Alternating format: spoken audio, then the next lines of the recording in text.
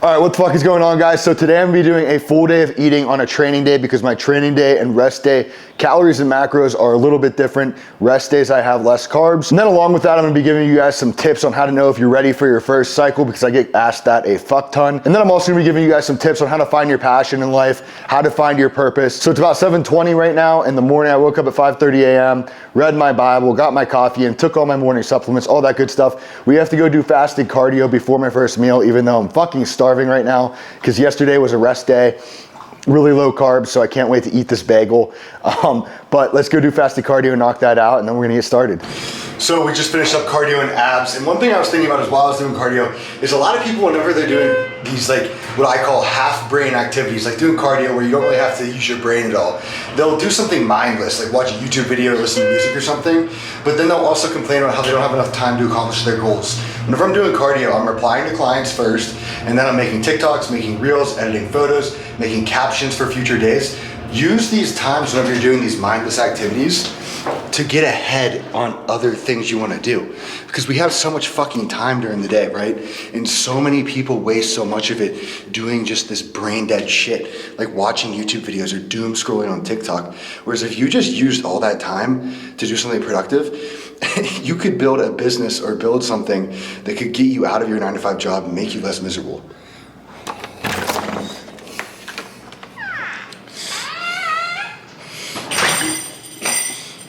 But for a lot of people, doing stuff like cardio sucks already. So they try to make themselves more comfortable by doing something that can numb the pain and numb their mind, like watching a YouTube video or doom scrolling on TikTok, like I said.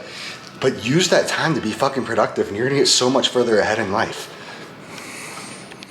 Now that I finished cardio, I'm gonna get meal one ready. Meal one is 1 scoop of protein powder, a bagel, 1 serving of cream cheese, 2 pieces of turkey bacon, 2 eggs. Now normally, meal one is supposed to be 2 pieces of turkey bacon, 2 eggs, 1 scoop of protein powder, 100 grams of blueberries, pretty much the same thing, just with the blueberries and no cream cheese. But I decided to use these double cinnamon crunch bagels, which are a little more calories. So I take the blueberries out and it equals out the amount of carbs, the extra ones those have.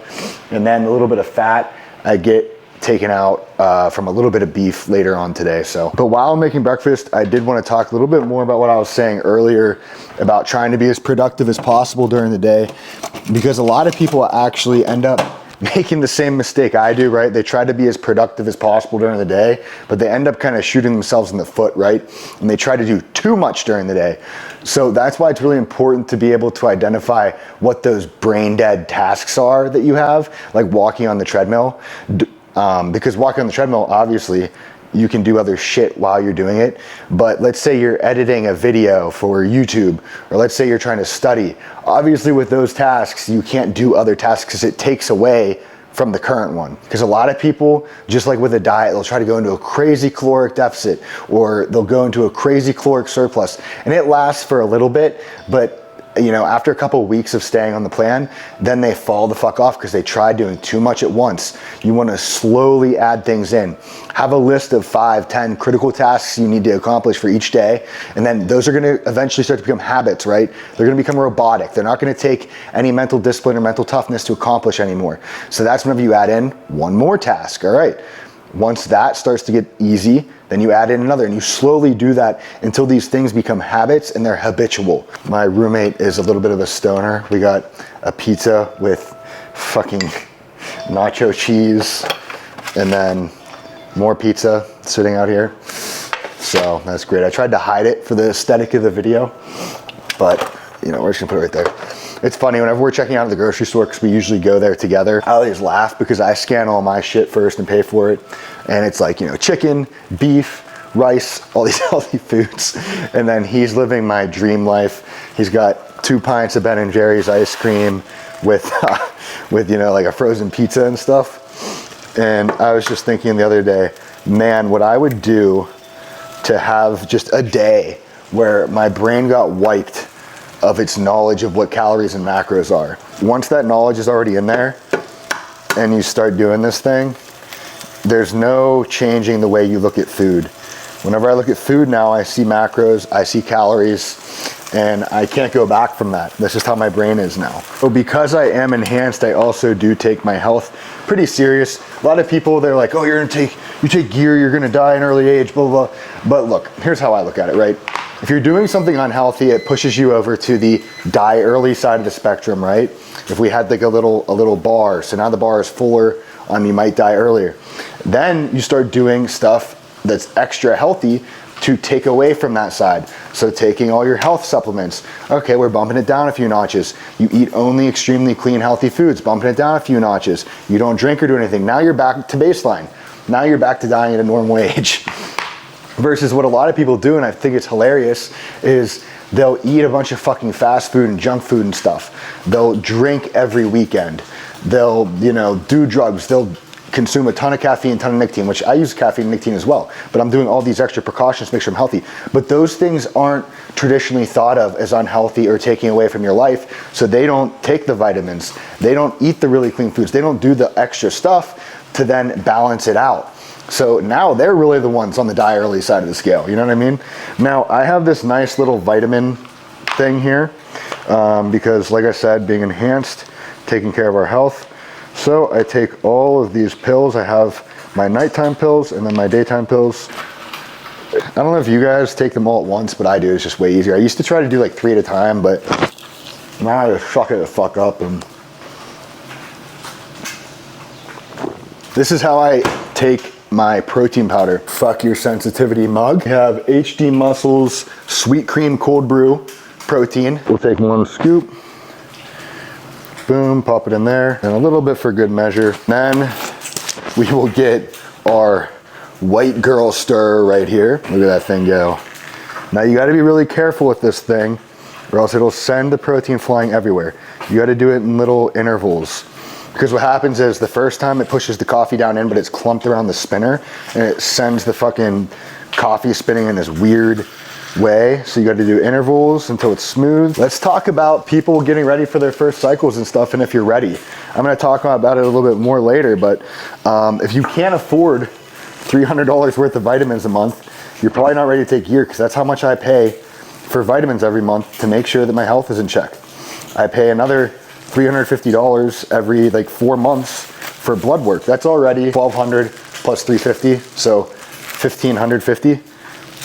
$1,550 over 4 months just on the extra precautionary measures to make sure you're all good while you're on the gear. And then that's not even counting paying for the gear, paying for the food, you know what I mean? So you got to make sure that you are financially capable of running a cycle, because then on top of that, dude, the amount of money I spend on food is absurd. I spend probably $200 a month or $200 a week. I wish it was $200 a month. Probably $200, $150 a week on food, because I'm eating so much protein, and chicken right now is crazy expensive. Same with beef and shit. So like, you got to be able to afford all this stuff. All right, so this is the bagel I was talking about. There's different ones in the bag, but like this one's got a decent bit of cinnamon shit, but it's not a crazy one. Some of them are like caked with the cinnamon, and those ones are the really delicious ones. All right, throw those in there. Looks like the turkey bacon's about done. And this is exactly what I'm talking about, being productive whenever you're doing brain dead tasks. Right now I'm cooking, right? That doesn't need my attention the whole time, and I know that I need chicken and I need rice cooked for later on in the day. So while that other stuff is cooking, I'm getting my chicken ready, seasoning it, and putting it in the air fryer, and then I'm getting the rice together and putting it into the rice cooker. That way it's cooked. Right now, a lot of people, whenever they're cooking stuff, they'll just sit there and, you know, brain dead watch YouTube or TikTok or whatever. But meanwhile, they could be getting other things done. And that's the nice thing about getting like an air fryer or a rice cooker. It takes a lot of the time that you need to put in to cooking away from you. Because my air fryer chicken, dude, I just pop this shit in there. I don't have to pay any attention to it. I don't have to watch it on a skillet or anything. It makes life a lot simpler, and therefore gives you more time to be productive elsewhere.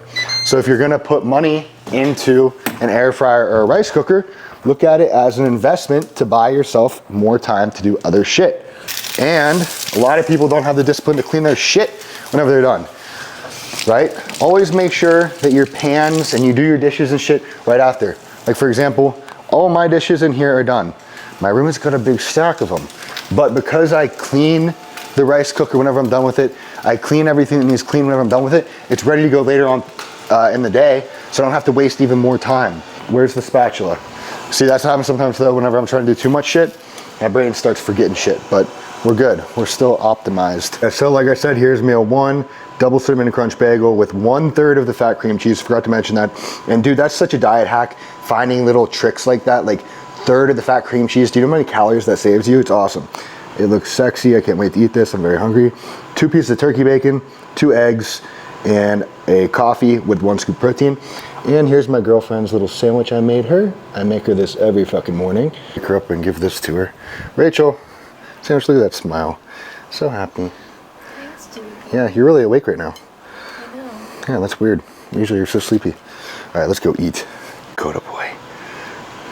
And I gotta take the Zins out real quick. So I'm gonna put the macros somewhere here on the screen, but let's get this first bite in. So whenever I eat these eggs, I don't know why, I got a method. I cut them into quarters and take a bite, and then take a bite of turkey bacon. I saved the bagel for last because it's the best part.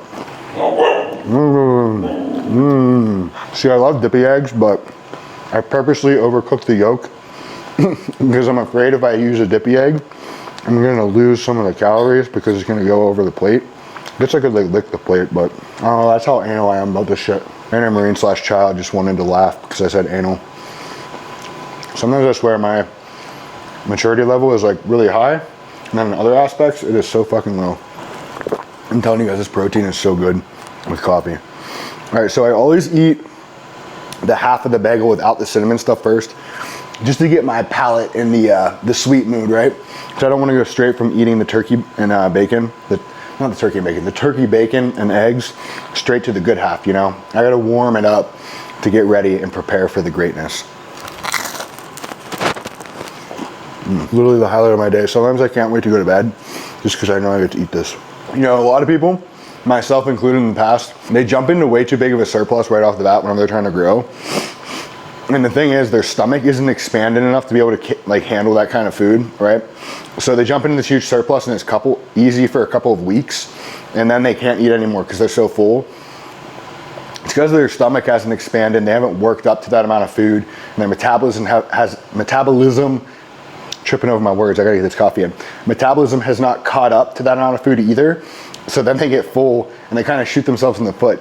Versus if you ramp your calories up slowly, it's gonna build up your metabolism and your stomach's gonna be expanding as well, making more room for the food. Don't be in such a rush to put on weight that you shoot yourself in the foot in the long run. Because that's what a lot of people are just concerned about with the weight. If you put on 20 pounds in 2 months, well, that's just water, fat. And then they hit a plateau where they're not gaining 10 pounds each month. And then they go and push calories even more. Really, you only want like a pound, pound and a half, maybe a week. Now to the good part. Wait, you want to throw it? Yeah, bring it here. He'll like bring it over, but then he wants to play tug, but then he wants me to throw it. Good boy. A sad moment right here. Last bite till tomorrow.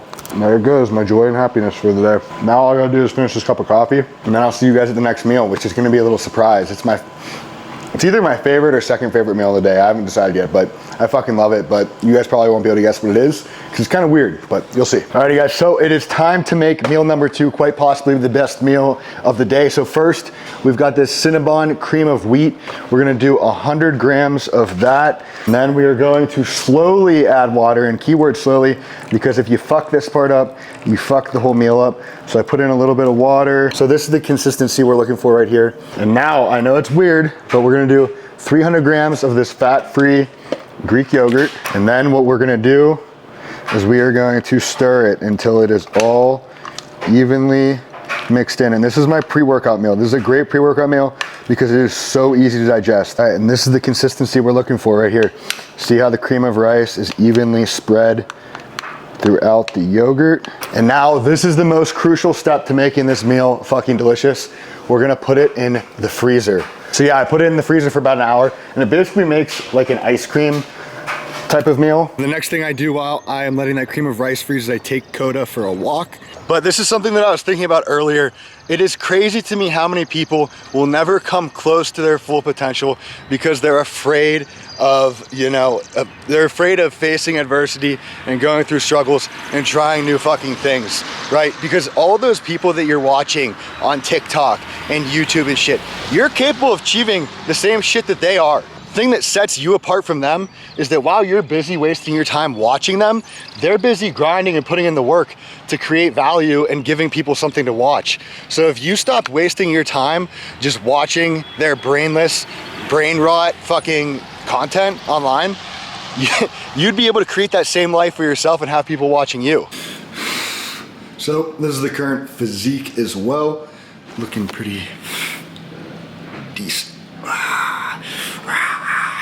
All right, before we get to meal two, I just got an email that a package I've been waiting for just got delivered that I'm so fucking excited for. And I'm excited to show you guys.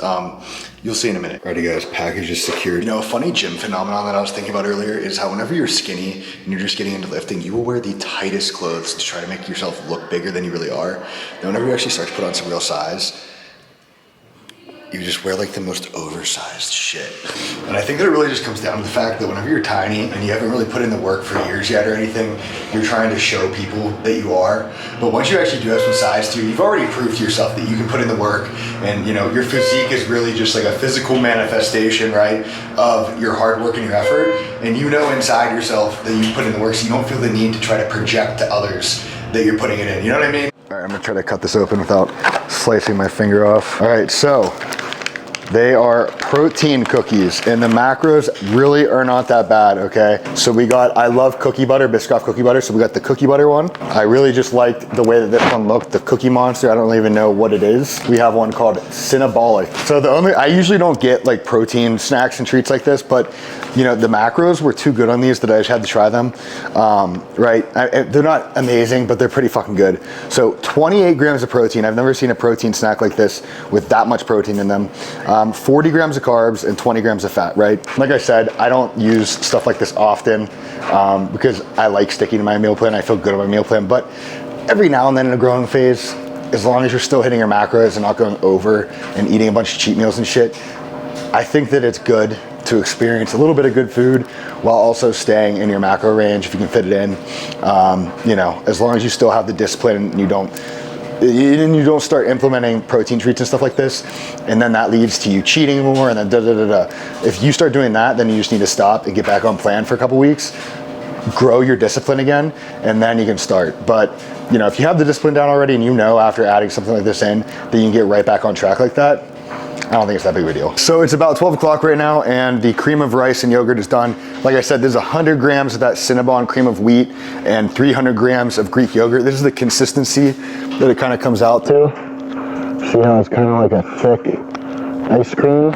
And like I said, depending on your needs, you can add to this. You can add a scoop of protein. You can add some kind of nut butter. Nut butter. Seth's secret sauce is in here. A little bit of extra protein. But anyways, you can add things to this to fit whatever needs you have. But it's like my favorite meal. I'll show you guys a little bite. It's so fucking good. So my girlfriend and I, she asked me to turn the AC off and turn the heat on, but I run really, really hot, okay? I don't know if that's just a guy thing or a guy on gear thing. I'm always warm. And in my opinion, you can always layer up. You can put on sweats or another pair of sweats. You can put on a long sleeve shirt and a hoodie and then blankets. You get warm, but I can only get so naked before I'm walking around the apartment ass naked. So AC's got to stay on. That's just the way it is. I'm the man of the house. I control the AC, right, Rachel? Huh? I control the AC. Unfortunately. Unfortunately, yes, I do. Now I wanted to talk about whether you're ready or not to get on gear. This is a question I get asked all the time. Am I ready to get on gear? Should I get on gear? Now, I have a bit of a different opinion than a lot of people, I think. I don't think there's a minimum, requirement of 72 months of training under your belt before you can hop on, or you need to be exactly 25 and a half years old before you hop on, or this or that, right? I don't think that that's the case. I think that the main determining factor of if you're ready or not is if you're going to be using it as an excuse because you lack discipline, you lack work ethic, you can't make progress naturally, so you think that hopping on gear is going to be the answer. Or if you do have the discipline, you have the work ethic, you have all that other shit, you have everything down, the fundamentals, and you want to just enhance the results of the work you're already putting in. If that's the case, I don't see an issue with it as long as you're not 15 or 16 years old or some shit. And another thing too is I would much rather see a kid in college or something running tests and taking his diet and training seriously and making progress than I would seeing him go out and drink and party every weekend. Because at least he's benefiting his life with the toxins he's bringing into his body. Because alcohol is a toxin as well. It's fucking up your body as well. It's just you're not making any progress or doing anything helpful with it. You're not growing from it at all. You're just becoming a worse person, to be honest with you. Versus if you're running tests, working on yourself physically, you're also growing mentally. You're going through struggle, adversity, and growing as a person and as a man. So I'd much rather see somebody run tests in college than I would drinking. And that's honestly how I feel about it. So I actually decided that I don't want to waste a bunch of beef that I could be eating tonight in my Anabar for this cookie. So Rachel and I are actually going to test it out together right now. I'm just gonna have a bite. Yeah, it almost feels like cookie dough, like how soft it is. So I don't know what that's all about. It doesn't really feel like a cookie all that much, more like cookie dough. Hello, hello, hello. All right, so this is Rachel, my girlfriend. We're gonna try it together. I always let her have the first bite of stuff. Go ahead, you can. Oh, warmed it up? Oh. Yeah, careful. So what did you want it to be that you're not happy with it? It was supposed to be carved out of wood. Not like Weird. vinyl sticker. It's almost like cookie dough, it looks like. It's a weird consistency. Yeah, it looks like cookie dough, not a cookie. I want to give it a try. Well, first, what do you think? 8 out of 10 first off. You look disappointed. Like a 7. You're a 7? What? It's the consistency that's Yeah, so she has a little bit of Texture issues. autism. Yeah, she's a little autistic. Hello, Anthony. Hello, this is your friend Frank. I want to say that this is not See, I think that's really good. remotely what I asked for, but here we are. It does not have the consistency of a cookie. A little more of like a cookie dough, really squishy. But I mean, it tastes pretty good. It tastes better than like a what's that brand of cookies at like the gas station? Ben and Larry or something? Bob's? Yeah. Bob says the oats bars. I think it's like Ben and Larry or something. They have like the chocolate mint cookies. Yeah, it has a slight taste of that, which is, I would assume, just the protein. If you're craving something sweet, there's a much better option than something at the gas station. So it does taste pretty good. 28 grams of protein, you can't really beat that for a protein cookie that tastes pretty good. If I had to rate it 1 out of 10, for a protein snack, I'd give it a 10 out of 10. This is probably the best protein snack I've ever had. But compared to like an actual cookie, I'd probably go with Rachel and say like a 7 out of 10. Especially because the consistency just isn't there for a cookie. And one thing to mention, I gotta crouch a little bit. One thing to mention is I just got hit with the aftertaste. It kind of has like a, you probably tasted it with like a protein snack before. Rachel, did you taste that? That aftertaste? That's why I drink. Weird, like, Yeah. how would you describe that? Yeah. Here, wait, do that again. Yeah, it kind of just makes you like, it kind of makes you just, like, it's like almost sour or something, I don't know, but yeah, I mean, like I said, if you're in a, I wouldn't have them for a cut because they're such high calories, but if you're in a bulk and you want something with high protein, like I said, it's, probably like a 8 out of 10, 10 out of 10 for something with that high of protein. But to be honest, I think it's probably just worth it just to stick to your fucking meal plan and, stick to that, wait for a cheat day or something.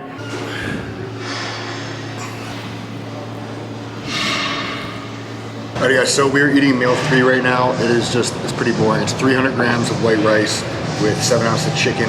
And I'm being a little risque today. I'm trying a new sauce. It's this orange dragon sauce by the Flavor Gang. All their sauces are usually pretty good. But I'm a man of routine. Usually I use the exact same ones every day, but I just got this one in the mail. I said, fuck it, I'm gonna try to put my finger in it, but you never know if that's gonna taste as good as on actual food. And then I also forgot to mention my intro carbs, 1 scoop of HD Muscles intro carbs. So I'm just gonna add that into this meal. It's 25 grams carbs, so 100 calories, nothing crazy. Straight down the edge. But We're gonna put this on and try it out.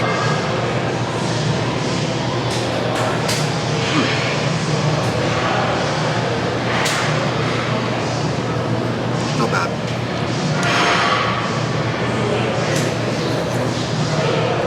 Not as good as my other sauces. My other sauces are a 10 out of 10. Like a 7 out of 10. But not too bad. Alrighty guys, while I get this next meal ready, I'm gonna talk a little bit about finding your purpose, right? Because there are a lot of guys out there that they have all of this ambition, all of this drive, this urge to be successful, but they just have no clue what to put it towards. They don't know what they like doing. They don't know what's gonna make them feel good about their life, right? They don't have that thing in their life that gives them that just like burning feeling inside of you that you just wanna nonstop be working towards, right? Because whenever you find that thing for yourself, work no longer feels like work, because it feels like you're doing something more than that. It feels like you're doing something more with your life that's bigger than you. And finding that thing can be kind of hard for a lot of people. A lot of people live in their own little echo chambers and they don't want to go outside of their comfort zone, and so they never try anything new. But the only way to find your passion, find your purpose, is to try new things. You have to put yourself out there and you got to start trying new things until you find that thing that gives you that drive and that feeling inside like, wow, this changed my life. I want to help others. Because I truly think that our purpose as humans, not just me as an individual, but for everybody, to provide value to others in life, right? I think that is the most fulfilling thing that you can do in your life, is provide value to others and then watch them succeed through your success and the lessons that you've taught them. Now finding those lessons and those ways that you can help other people means that you're gonna have to go through adversity. You're gonna have to go through trials and tribulations, because that's the only way to create value within yourself, so then you can give it to others. It's the only way that you can fill your cup so that you can pour into others, is by going through struggle. And that's another reason a lot of people never find their passion or their purpose, because they're too afraid to go through struggle and adversity. But how are you going to help somebody else that's going through a struggle or adversity if you've never done it yourself? You can read books, you can do this and that, but people can see through the bullshit. People can see and hear in the way you're talking that you've never actually went through it yourself, and so your advice is essentially meaningless to them. It doesn't really do much. And the best way to motivate others to be successful and get them through their own trials and tribulations is by leading by example, by doing it yourself and showing them what's possible from the ground up. Because a lot of people convince themselves they aren't capable of doing something or overcoming a challenge because they think that it's just not possible for them. And seeing somebody else that's in your same position in life, and seeing somebody else come from the bottom and become extremely successful, is really the best motivation and the best way to show others that it is possible. Now there's losers out there though, that they will just discount it to luck for you. They'll discount all your hard work, all your effort to luck. He just got lucky, because your success is shining a spotlight essentially on their excuses, and it's shining a light on their failures. Because your success is proving to them that their excuses are nothing but excuses, and that it is possible. Because a lot of people, whenever they fail and they face adversity and they give up and they quit, they don't just quit and go, you know what, I just wasn't strong enough, or I wasn't mentally tough enough. They tell themselves, oh, you know what, it just wasn't for me. Or they tell themselves, oh, you know what, I have too much going on right now, or whatever the fucking stupid lame ass excuse is. But then they see somebody in their exact same position with the same amount going on or whatever, accomplish that goal, and it's like, oh fuck, this guy did it, that means I could have done it. But they can't come to terms with that, because what that will do is it'll hurt their ego. It'll make them realize that they were weak, and people want to have that victim mentality rather than take the accountability for their failure and their lack of discipline and work ethic. So they convince themselves, oh, you just got fucking lucky, which that should piss you off, because you put a lot of work and effort into your success. And those kind of people are not the kind of people you want to have in your life. But there are other people, there are fucking winners out there, that they're in your same position, and they'll see your success and come to the realization, shit, it is possible. And they'll have that accountability for themselves, and they will tell themselves, okay, it is fucking possible. I know that for a fact now. I saw someone else do it, or I saw somebody in even worse circumstances than me that accomplished more than me, and they'll be like, okay, I was just being a weak ass bitch. I am capable of this. Somebody else did it. That means I can do it too.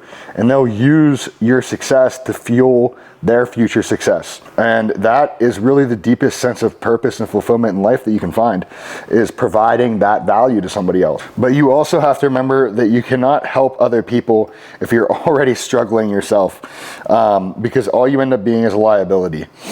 So let's say you're not financially stable and you give your friend money because you're a nice guy and you want to help him out. All that's doing is digging you into a deeper hole. And then let's say he gets on his feet. Now you're going to expect him to give him money back probably whenever you're struggling, right? And then he might not, he probably won't. And you're going to be passive aggressive towards him because you're going to be like, oh, well, fuck you, dude. I gave you money. Why aren't you helping me out now that I'm struggling? But you can't give to other people. You can't provide to other people with the expectation for them to give you that same value back. That's not really being compassionate. That's giving because you're expecting in return. Which is just not something you want to do. You want to create the value within yourself so that you don't need anybody else in your life, and that you can give freely, you can provide freely to others without needing anything in return. Because that's where you get the sense of fulfillment from knowing that you're helping somebody even though they can't provide any value to you. So now from that, we know that purpose is derived from helping others and providing to others, okay? So now how do you find that thing that will allow you to provide value to others? You need to try new things. You need to do new difficult tasks. You need to put yourself through adversity, right? Like bodybuilding, for example.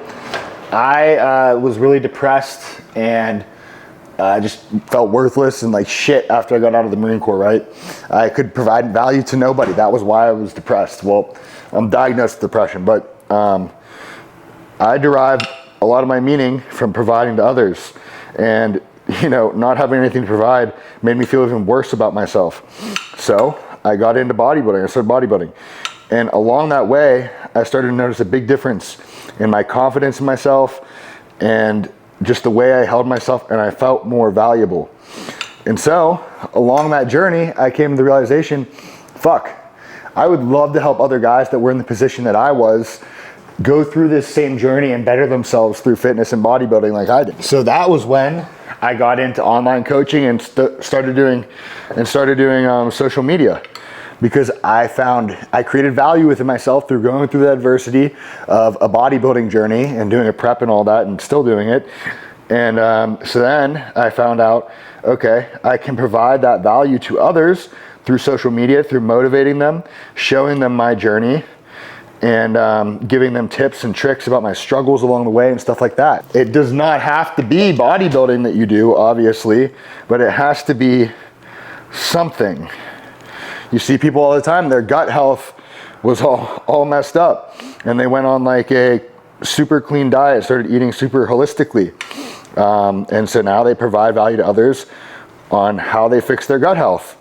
And that gives them a sense of purpose. You see people that have grown really successful businesses and stuff, and now they provide value to others online through courses and social media content, because that gives them purpose. You see a lot of rich people out there that are loaded and super successful, but they don't have a sense of purpose, and they feel like life is meaningless still, and that's why they get into all the drugs and partying and alcohol and stuff, because they don't have purpose. They have money, they have the cars, they got the bitches, all this stuff, but they don't have the deeper sense of purpose that gives them a sense of self-worth. It's because they aren't providing value to anybody. This happens a lot of times with kids who grow up rich as well. You look at them and you think to yourself, wow, they have everything. Why are they depressed? Why are they, doing all these drugs and killing themselves? Because they don't have purpose. They were handed that stuff. They didn't have to work for it, so they created no value within themselves, and they can't provide value to others. So you need to build yourself up, fill your cup up through adversity, through struggle, through accomplishing things, so that then you can provide value to others. So you got to find that thing, that adversity that you want to go through and grow through, and you can only do that by seeking out new challenges, seeking out new adversity, and just putting yourself out there and trying new fucking things. Meal 4, it's only been like 2 hours, but I'm starving already. That's why we're eating. We got some more, you guessed it, chicken and rice. We got about 148 grams of rice, and we got 7 ounces of chicken. And we are using Flavor Gang, the basic bitch sauce, 35 calories. I don't think you can see that, but oh well. It's a dill pickle ranch and super low calorie, like I said. And then we're using this hot sauce that I love. It's salsa picante. I don't know if I'm saying that right. It's Spanish, so it's probably pronounced some other way. I'm not quite sure. But it's a really good combo. It adds a little kick to it. But if you got this at your stores, this dill pickle Frank's Red Hot, that is a great addition to the basic bitch sauce because it's already a dill pickle ranch. And then the dill pickle hot sauce, just, oh, so good. But I am going to eat this now, but we will get the first bite on camera. I fucking love this sauce and I love this meal. I mean, you really can't go wrong with chicken and rice if you have the right sauces. So basically right now, I'm editing today's YouTube video so that I can post it in about 2 hours. And then right now I'm recording tomorrow's video and I'll edit that tomorrow, then post it. But I'm gonna down this chicken and rice. Calories and macros right here, and I'll see you guys at the next fucking meal. Alrighty guys, so right here we got meal 5. This is a pretty basic ass fucking meal. It is literally 7 ounces of chicken, and then I use another one of these Flavor Gang sauces. This one is called Sir Richard's Yummy Sauce. It's pretty fucking good. It's like that hibachi yellow sauce or whatever that you get. So I dip my chicken in there a little bit and it makes it taste a little bit better. In the off season, not off season, sorry. My brain's like part dead right now. That's why right now I'm drinking a Reign because I still have a little bit of work to do right now. I'm playing some Warzone, just relaxing a little bit for about an hour, hour and a half. Then I'm gonna get back to some client applications, do some more client work. This one's the Rainbow Sherbet though. Tastes fucking amazing. But yeah, I'm gonna down this meal. I'll put the macros like right over here somewhere. And then at the end of the video, I'll show you guys my total calories and total macros for the day. But yeah, basically this is just fucking protein, man. Just protein. Oh, and what I was saying was during a cut, I don't use any sauces though. I just eat the chicken raw or whatever the fuck you would call that. Plain old, just straight chicken, no sauces, can't have extra calories during a cut. Just gotta suck it up. And honestly, during a cut, I am so damn hungry that I don't mind just eating chicken. I'm just happy to be eating at that point. But we're gonna down this real quick. And yeah, I'll see you guys at meal 6. It's a little bit more exciting. So last but not least, I'm tired. It's like 10:30 right now. I'm an old man. That's about my bedtime. We have 7.5 ounces of 93.7 beef with mustard, a little bit of no sugar added ketchup, then that hot sauce I was using later. It's one of my favorite meals. A lot of people think I'm weird for putting these condiments on it, but in my head, it's just kind of like a hamburger without a bun and chopped up. And we also have a s'mores Anabar. I have like every flavor of Anabar in my cabinet because I like to switch it up every now and then. But I absolutely love this meal. And I heated up my beef, right? There's all this liquid that drains out. And I got to think, I wonder how much of that weight takes away from like the nutrition, you know what I mean? Like if you're putting 7.5 ounces in there and then, you know, an ounce of water is drained out, is it really 6.5 ounces of beef or does the calculations take that into consideration? I don't know. Food for thought. But that is going to wrap it up for the full day of eating. I hope you guys enjoyed the video. Make sure you subscribe to the channel, hit the bell, that way you get notified whenever I post videos. And I hope you found some useful information. You know, this is how every day is on an off season or growing phase for me. A lot of people take the growing phase as a reason to get fat and just eat whatever they want, but I enjoy staying on plan. It keeps you lean. I feel a lot better mentally, physically, knowing that I am just staying on a plan and doing what I'm supposed to do as a bodybuilder and getting the most out of the growing phase. So I'll see you guys later. Appreciate you.